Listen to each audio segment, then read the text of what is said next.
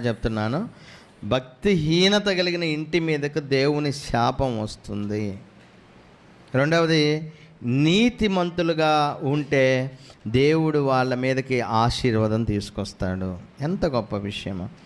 దేవుని ఆశీర్వాదం కలిగిన ఇల్లు ఎలా ఉంటాయి, దేవుని శాపం వచ్చిన ఇల్లు ఎలా ఉంటాయో మీరు ఒకసారి ఆలోచన చేయండి.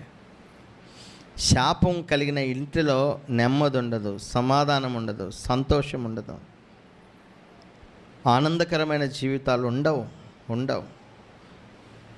తల్లి, తండ్రి, బిడ్డలు క్షేమంగా ఉండరు.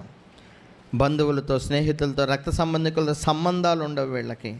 భక్తి లేని ఇళ్ళ మీదకు దేవుని యొక్క శాపం వస్తుందండి.